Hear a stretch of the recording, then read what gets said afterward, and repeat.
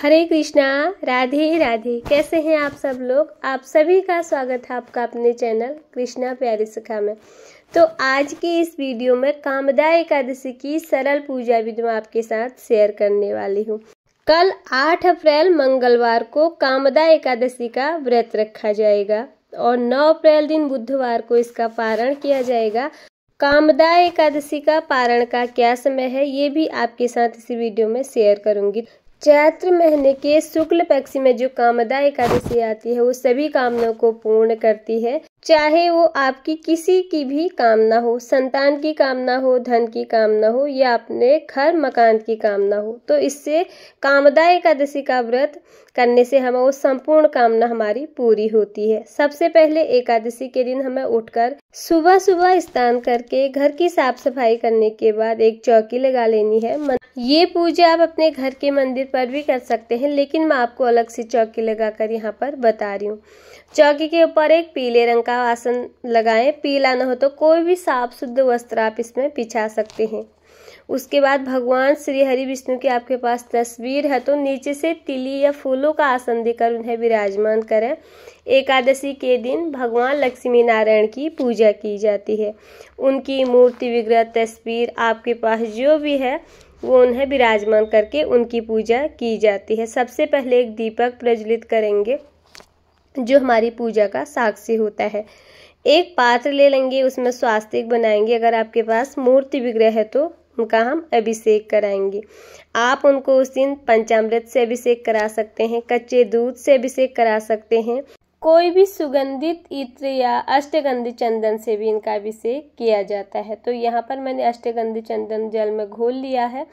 जो हमारा जल है अभिषेक का उसमें थोड़ा सा इत्र डाल दिया है। तो इस तरह से हमने अष्टगंधी चंदन से भगवान लक्ष्मी नारायण का अभिषेक किया, साथ ही लड्डू गोपाल जी का भी अभिषेक कर दिया है। अगर आपके घर पे लड्डू गोपाल जी हैं तो उनका भी अभिषेक हमें जरूर से करना है। ओम नमो भगवते वासुदेवाय का मंत्र जाप करते हुए हम उनका अभिषेक करेंगे। एक स्वच्छ वस्त्र से उनका अंग पोषण करेंगे। इसी तरह से लड्डू गोपाल जी का भी और लक्ष्मी नारायण जी का भी अंग पोषण करके उन्हें आप इत्र सेवा दे सकते हैं। उसके बाद आप इन्हें वस्त्र पहना सकते हैं। जो स्नान किया हुआ जल है ये किसी पौधों में हम इसे डाल देंगे। अब इसी के साथ जान लेते हैं कामदा एकादशी का जो व्रत है उसका पारण कब है और उसका समय क्या है।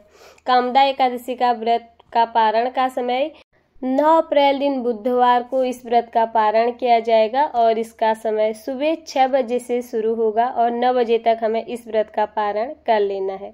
हमने नीचे से तिली का आसन देकर भगवान लक्ष्मी नारायण को विराजमान कर दिया। लड्डू गोपाल जी को भी हमने वस्त्र पहनाकर उन्हें विराजमान कर दिया। लक्ष्मी नारायण जी को हमने कला रूपी वस्त्र प्रदान कर दिया है और आपके पास जनेऊ है तो वो भी जरूर से चढ़ाएं। तो फोटो में पूजा किस प्रकार से की जाती है, मूर्ति विग्रह में पूजा कैसे होती है, ये हर एकादशी पर मैं आपको वीडियो में बताती हूँ। तो आज मैंने फोटो और मूर्ति विग्रह दोनों में ही पूजा करके बता रही हूँ। अगर आपके घर पर मूर्ति विग्रह न है तो आप तस्वीर में भी इस प्रकार से पूजन कर सकते हैं भगवान लक्ष्मी नारायण जी की।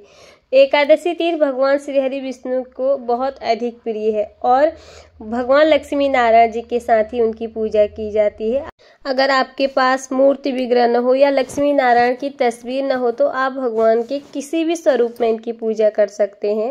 राधे कृष्ण का स्वरूप हो, चाहे वो लड्डू गोपाल जी का स्वरूप हो या शालिग्राम जी का स्वरूप हो, तो एकादशी तीर्थ भगवान विष्णु को ही समर्पित होती है। यहाँ पर हमने दीपक पहले प्रज्वलित कर लिया था, पूजा में धूप प्रज्वलित कर लिया है। उसके बाद दीप पूजन किया। भगवान श्री हरि को पीले फूल समर्पित किए जाते हैं एकादशी के दिन, है तो जरूर से चढ़ाएं। माता लक्ष्मी को लाल पुष्प चढ़ाएं। तुलसी मंजीरी उनको जरूर से चढ़ाई जाती है। तुलसी दल बहुत अधिक प्रिय है, बिना तुलसी दल की भगवान कोई भी पूजा हमारी स्वीकार नहीं करते। तो एकादशी के दिन तुलसी तोड़ी नहीं जाती, आपको आज ही तुलसी तोड़कर रख लेनी है। इसके बाद हम उन्हें इत्र सेवा देंगे। आप चाहे तो कॉटन की सहायता से भी भगवान जी को इत्र लगा सकते हैं। इत्र सेवा से भगवान बहुत अधिक प्रसन्न होते हैं। उसके बाद हम लड्डू गोपाल जी को यहाँ पर दूध, दही, माखन, मिश्री का भोग लगाएंगे और फलों में जो भी ऋतु फल आपके पास हो उसका भोग आप भगवान श्री लक्ष्मी नारायण जी को लगाएं। इस एकादशी का प्रिय भोग है लौंग और गुड़ और आप चाहे तो मिश्री का भी भोग लगा सकते हैं। एकादशी का व्रत जो होता है वो फलाहार किया जाता है, इसमें आप अन्न नहीं खा सकते हैं। एकादशी के व्रत में हमें चावलों का प्रयोग नहीं करना होता है, चावलों की जगह आप तिली का प्रयोग करें। उसके बाद हम भोग लगाने के बाद चैत्र शुक्ल पक्ष की कामदा एकादशी की व्रत कथा पढ़ेंगे। और कथा जब हम पढ़ेंगे, हाथ में थोड़े से तिल और पुष्प लेकर भगवान श्री हरि विष्णु नारायण जी का ध्यान करके कथा पढ़नी है। कथा संपूर्ण होने के बाद हाथ के पुष्प और तिली भगवान श्री लक्ष्मी नारायण जी के चरणों में समर्पित कर देनी है। जो भी कथा या पाठ आप करते हैं उसको संपूर्ण करने के बाद ही भगवान जी को भोग लगाने के बाद अंतिम में हम उनकी आरती उतारते हैं। आरती उतारने के बाद हाथ में थोड़े से जल लेकर आरती के ऊपर इस तरह से हमें इसे घुमा लेना है। भगवान जी को भोग लगा रखा है, एक बर्तन में हमें जल भी उनके सामने जरूर से रखना है। और जो भोग लगाया है थोड़ी देर में भोग प्रसाद यहाँ से हमें उठा करके आप इसको पूरे परिवार में बांटकर इसको ग्रहण कर सकते हैं। अगर आपने निर्जला व्रत नहीं रख रखा है तो आप फलाहार एकादशी पर कर सकते हैं। और चावलों का प्रयोग उस दिन बिल्कुल ना करें, ना आप खाएं, परिवार में ना किसी को खाने दें। पूजा की कमी पूर्ति के लिए भगवान जी के सामने थोड़ी बहुत दक्षिणा रखें, जिसका हमें दूसरे दिन दान करना होता है। तो जो दक्षिणा हमारी पूजा की कमी पूर्ति को पूरा करती है। पूजा में हुई भूल चूक के लिए भगवान जी से क्षमा याचना करें। भगवान लक्ष्मी नारायण जी का आशीर्वाद जरूर से लें।